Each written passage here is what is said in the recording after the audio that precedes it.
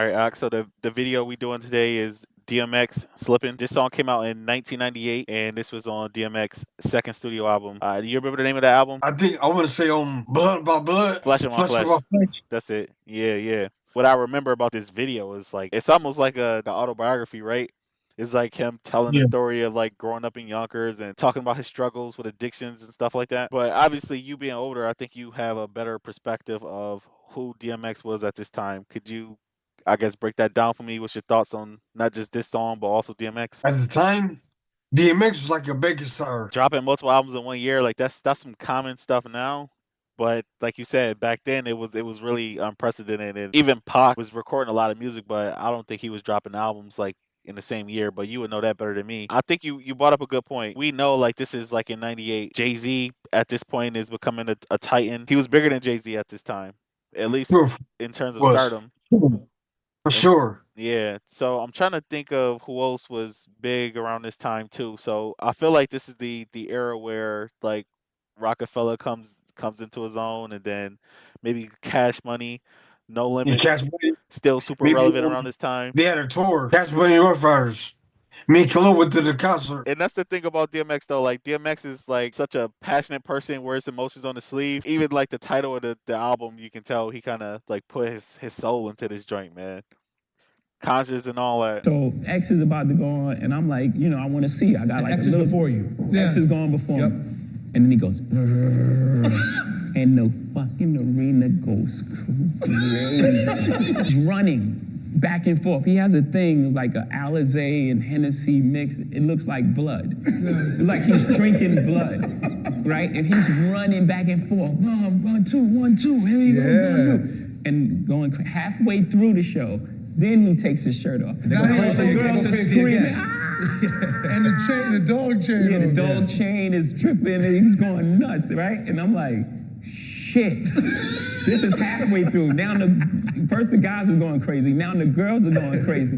And then he gets to the end and he starts a prayer. Oh my God. And now they're crying. Yeah. The whole arena is crying. They're crying tears. And I'm like, they're like, hey, now you go. That boy Pac left, he filled it.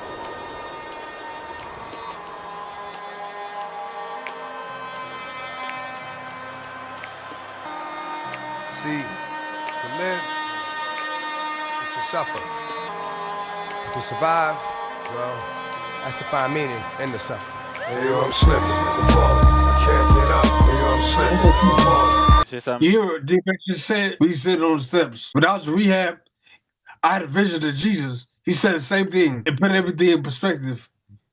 About like to live is to suffer, Yeah. but the purpose is to find meaning in the suffering. That's deep, and I actually agree with that. Like me personally, like I feel like I have everything but the stars, man.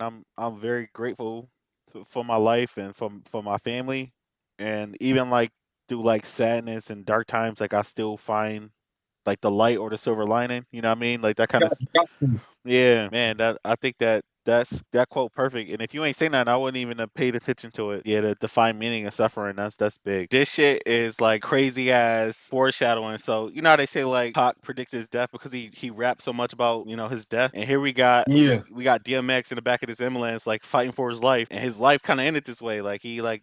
It was like overdose, right? It's eerily similar to like his actual circumstances. That shit is wild. Oh yeah. Cheers. I've been through mad different phases, like mazes, to find my way. And now I know that happy days are not far away. If I'm strong enough, I live long enough to see my kids. I know I've been there. What it took for me to get there. First came the drama with my mama. She got on some flash, so I split and said that I'ma be that seed that doesn't need much to succeed. Strapped with mad greed, a heart that doesn't bleed. I'm ready for the world, or at least I thought I was. Bagging when I caught a buzz, I was thinking about how short I was. Going group homes and institutions, prepare my for jail. They put me in a situation for me to be man. Damn, was it my fault? Something I did to make a father leave his first kid at 7, doing my first bid. Back on the scene at 14 with a scheme to get more green than I'd ever seen in a dream. And by all means, I want to pop off. Hey,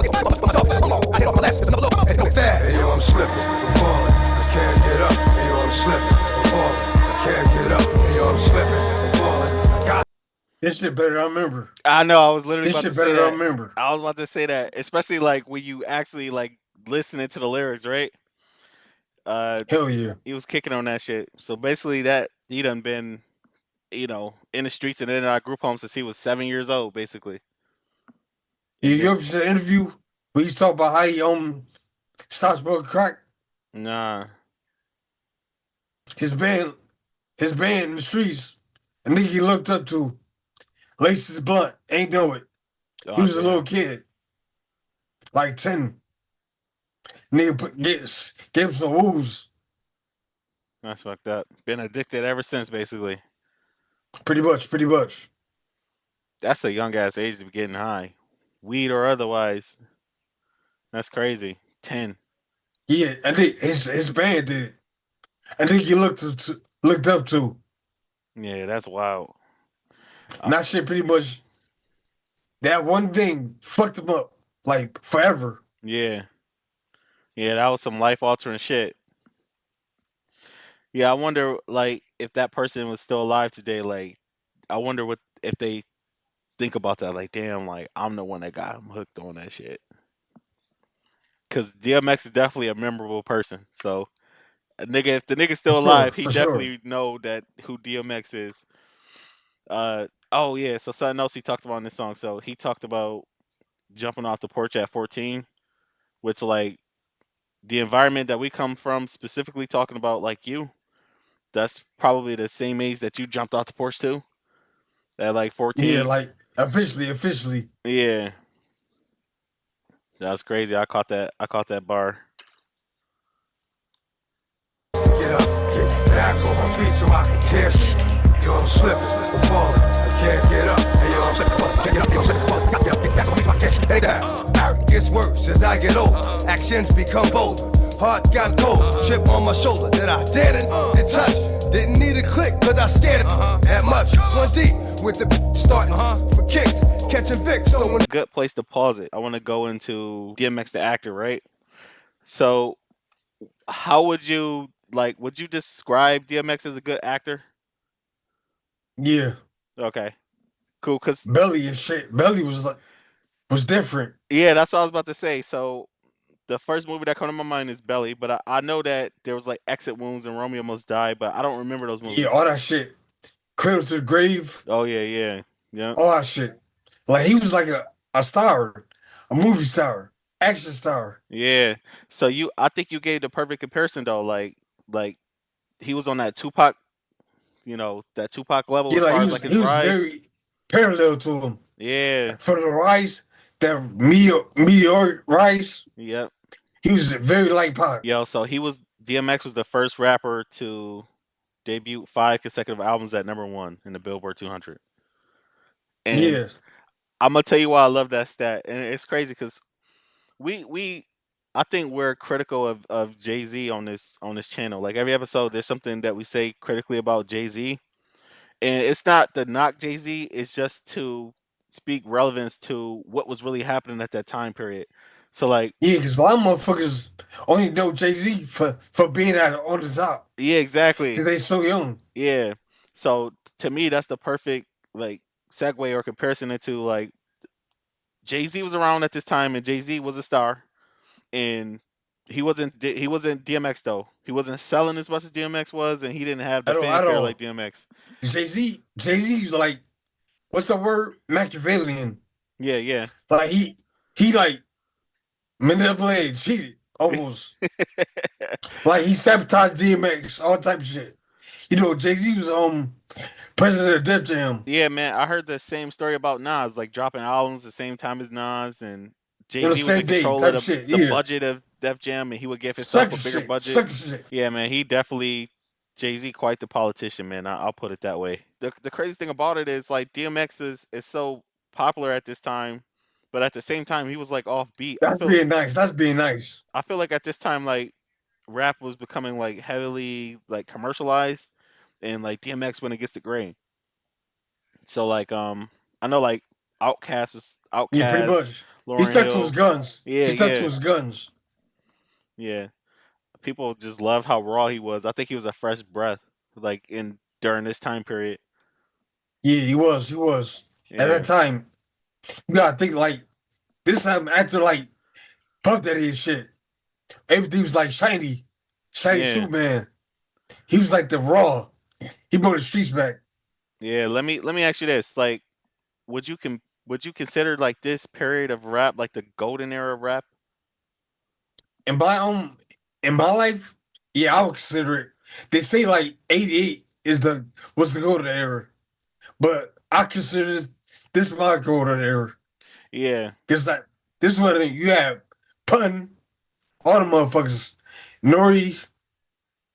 yeah. It was like the perfect blend of like lyricists and actual like style and like yeah. I think this is like Everybody was like innovative back then. yeah, yeah, Like you had Cannabis, Big Pun, which you know my favorite rapper, my favorite lyricist. yeah. Big Pun, my favorite lyricist. Pop, You my my favorite favorite rapper. lyricist because of you. You know what's the wildest thing to me about this song is that this this song is pretty much like a like DMX made a lot of like hard songs and anthems, right? And this song is so different from that, but it's an anthem in its own, like for people that like any type of This is struggle. like it's relatable. Yeah, exactly, relatable, Yeah, exactly. everybody he been corrupted as a kid. Darker side, living the cruddy life. Like this, kept with a bloody knife. Wanna make records, but I'm wooed up. Slipping, I'm falling, can't get up. Hey, yo, I'm just Yeah, man, we was just texting about this last night, bro. Like the whole nature versus nurture thing. Like sometimes, like the allure of it all is scream louder than what's going on in your house.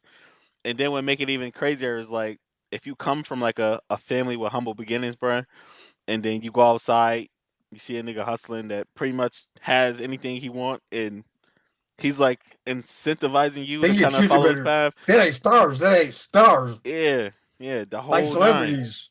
Right. They got money, the baddest bitches. Mm-hmm. You respect.